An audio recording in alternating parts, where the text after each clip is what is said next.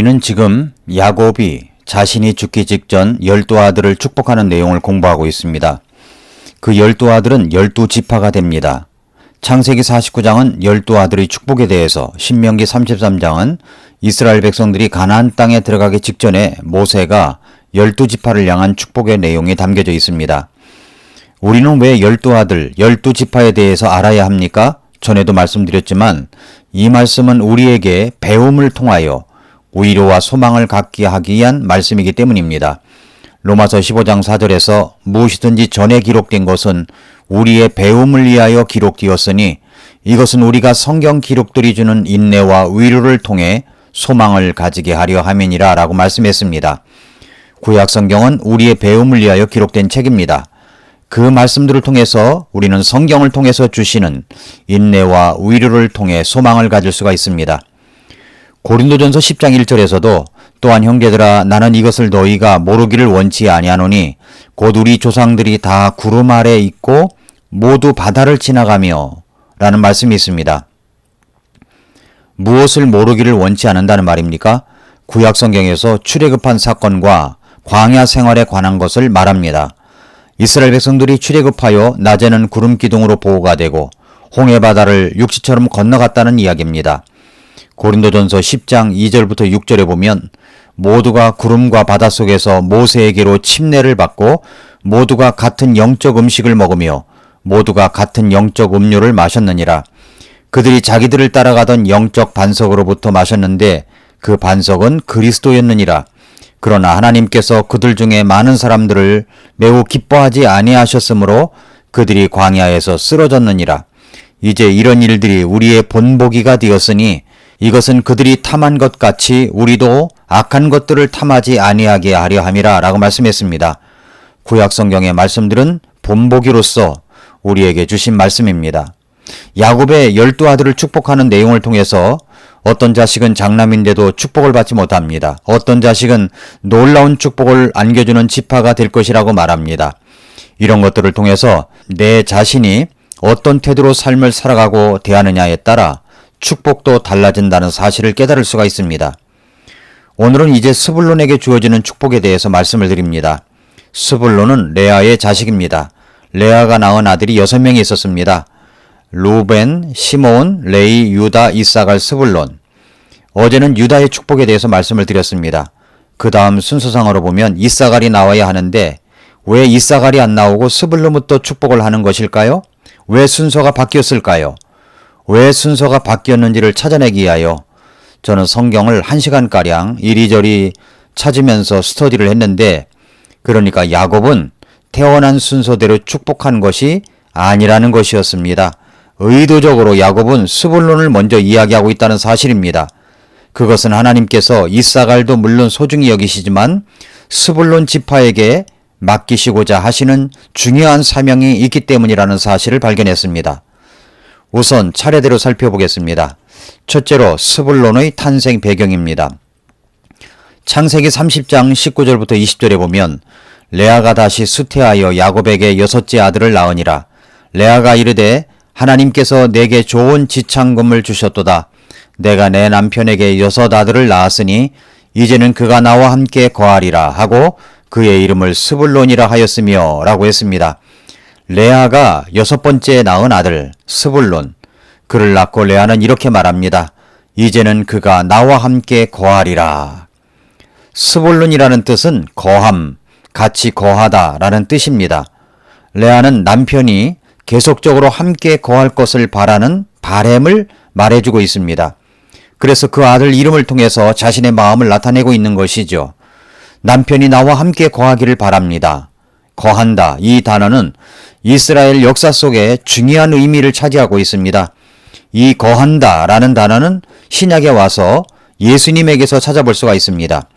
요한복음 1장 14절에서 말씀이 육신이 되어 우리 가운데 거하심에 우리가 그분의 영광을 보니 아버지의 독생하신 분의 영광이요 은혜와 진리가 충만하더라 라고 했습니다.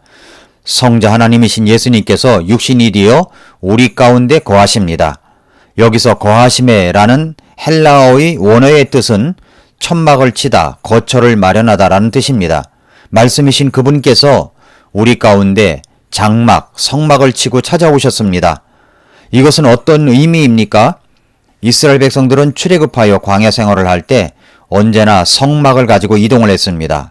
이동을 하다가 쉬게 될 때 성막을 중앙에 칩니다. 그리고 동서남북으로 세 지파씩 자신들이 거할 텐트를 칩니다. 그들이 세 지파씩 동서남북으로 거할 곳을 친 중앙에는 언제나 성막, 장막이 있었습니다. 이 사실이 너무 중요한 의미가 있습니다. 이스라엘 백성들이 살아가다가 문제를 만나고 죄를 만나고 뜻을 발견하기 위해서는 하나님을 만나야 했습니다. 그러면 그들은 중앙에 있는 성막으로 나아갑니다. 그러면 제사장들과 대제사장이 성막에 있다가 그들을 만났고 희생 헌물을 드리고 그들의 문제를 안고 성소 안에 들어갔고 휘장 안쪽까지는 대제사장만 들어가 하나님을 만났습니다. 그리고 문제를 안고 죄를 안고 찾아온 사람들의 죄를 용서해 달라고 기도를 드리게 됩니다. 그러면 이스라엘 백성들은 성막 밖에서 숨을 죽이고 기다립니다. 내가 지은 죄가 어떻게 될 것인가? 판결을 기다리고 있습니다. 우리의 기도를 응답해 주실 것인가? 문제를 해결해 주실 것인가? 내 죄가 용서받을 수 있을 것인가? 생각하며 기다립니다. 대제사장은 찾아온 사람들의 죄 문제를 안고 그들의 문제를 안고 성소 안에 들어갑니다. 대제사장의 옷, 에봇, 맨 아래에는 일정한 간격으로 방울이 달려 있습니다. 대제사장이 지성소 안에 들어가 하나님과 더불어 기도를 드리며 이리저리 움직일 때 이 성막 밖에서는 숨을 죽이며 귀를 기울입니다. 대제사장의 옷에서 나는 방울 소리가 나나 안 나나. 방울 소리가 계속 나면 대제사장이 살아있다는 증거입니다. 그러면 나올 때 기쁜 소식을 안고 지성소에서 나온다는 기대가 있습니다. 그러므로 이스라엘 백성들에게 있어서 그 방울 소리는 복음의 소리였습니다. 만약에 방울 소리가 나지 않는다면 대제사장은 이스라엘 백성을 대신해서 죽었다는 것을 말합니다. 하나님의 진노가 있었다는 말이죠. 그래서 그들은 성막 밖에서 그 방울 소리를 귀 기울여 듣습니다. 애타게 그 방울 소리를 듣습니다. 신약시대에 와서 우리의 죄 문제를 하나님께서는 예수 그리스도 안에서 용서해 주셨습니다. 내가 내 죄를 용서하신 그 예수님께 죄를 회개하고 그 예수님을 마음속에 구주와 주님으로 믿고 영접하는 순간 구원을 받습니다. 이것이 바로 복음입니다. 성막은 이스라엘 백성들 중앙에 거하였습니다. 하나님께서 함께 거하신다는 것을 말해줍니다. 하나님께서 우리 인간들을 불쌍히 여기셔서 독생자 예수님을 보내주셨습니다. 그 복음이 우리에게 왔습니다. 그 이름을 임마누엘이라고 말합니다. 번역하면 하나님이 함께 거하신다는 뜻입니다. 스불론이라는 이름의 뜻은 거한다라는 뜻이 담겨 있습니다. 둘째로 야곱이 스불론을 축복한 내용을 보겠습니다. 창세기 49장 13절에서 스불론은 바다의 항구에 거하리니 그는 배들을 대는 항구가 될 것이요 그의 지경은 시도네까지 미치리로다 라고 했습니다. 여기에 또 거한다라는 단어가 나오죠. 이사갈이 먼저 나와야 하지만 하나님은 스불론을 먼저 축복하게 하십니다. 그것은 장차 스불론에게 맡기시고자 하는 사명이 중차대하였기 때문입니다. 스불론은 이사갈처럼 한 장소에만 안쪽에만 있는 것이 아니라 해변가에 길게 뻗어 거해야 된다고 말씀하고 있습니다. 여호수아가 땅을 분배할 때 스불론은 내륙 지방에만 거하는 것처럼 우리가 지도를 보면 그렇게 그려져 있지만 하나님의 말씀에는 분명 스불론은 갈릴리에서부터 저 위 지중해 해변 시돈까지 미치게 될 것이라는 것을 말씀해 주시고 있습니다. 이것은 신약시대에 와서 어떻게 연결될까요? 마태복음 4장 12절부터 16절에 보면 예수님의 활동 부대가 바로 하나님께서 처음에 말씀하신 그 스불론 땅이었다는 것입니다. 이제 하나님께서 요한이 감옥에 갇혔다는 것을 들으시고 갈릴리로 떠나가셨다가 나사렛을 떠나 스불론과 납달리 경계의 해안에 있는 가버나움에 와서 거하셨으니 이것은 대언자 이사야를 통해 말씀하신 것을 성취하려 하심이라. 이르시되 스불론 땅과 납달리 땅과 요르단 건너편 바닷길 옆 이방인들의 갈릴리요 어둠 속에 앉은 백성이 큰 빛을 보았고 사망의 지역과 그늘에 앉은 자들에게 빛이 솟아올랐도다 하였느니라 라고 말씀했습니다. 예수님의 생애 속에서 가장 많은 시간을 보내었던 곳이 바로 갈릴리입니다. 이 갈릴리가 바로 스불론 지파의 활동부대였습니다. 스불론과 납달리는 갈릴리 해변을 끼고 있습니다. 이러한 지리적인 배경을 깨닫고 나서 성경을 읽게 되면 훨씬 더 성경이 밝게 보이게 될 것입니다. 셋째로 신명기 33장에서의 스불론을 향한 모세의 축복의 내용입니다. 신명기 33장 18절에 보면 스불론에 관하여는 그가 이르되 스불론이여 네가 밖으로 나감을 기뻐하라. 이사가리여 네 장막들을 기뻐하라 라고 말씀했습니다. 스불론을 향하여서 밖으로 나감을 기뻐하라고 말합니다. 이사갈은 장막들을 기뻐하라고 말합니다. 사람마다 안을 지킬 사람도 있고 밖으로 뻗어나갈 사람도 있습니다. 이것은 우리들에게 그리스도 안에서의 양면을 다 갖추어야 함을 말씀합니다. 우리 교회가 우리 교회만 성장시킨다고 안으로만 집중하는 것이 아니라 이 땅에 아직 복음을 모르고 살아가는 사람들을 향해서 복음을 전하기 위해 밖으로 뻗어나가는 것도 필요한 것입니다. 안과 밖 모두의 성장이 있어야 한다는 말입니다. 이어지는 신명기 33장 19절에 보면 그들이 백성을 불러 산에 이르게 하고 거기서 의의 희생물을 드리리니 그들이 바다의 풍부한 것과 모래에 숨겨진 보물을 빨아들이리라 라고 했습니다. 어떤 사람은 안을 지키고 어떤 사람은 밖을 향해 나가는 동시적이고도 함께하는 노력을 통해서 열국의 백성들을 불러 시온산인 하나님께와 예배를 드리게 될 것을 가르칩니다. 우리 교회도 마찬가지입니다. 안을 지키는 사람이 있고 밖을 향해 나가는 사람이 있습니다. 가는 선교사가 있고 보내는 선교사도 있어야 합니다. 우리가 그렇게 안으로 성장을 도모하면서 밖으로 세계 선교를 지속하면 결국 하나님께서 우리를 축복해 주십니다. 저는 누가복음 6장 38절 말씀을 믿습니다. 주라 그리하면 너희에게 줄 것이니 곧 후이디어 누르고 함께 흔들고 넘치게 하여 사람들이 너희 품에 안겨주리라 라고 말씀했습니다.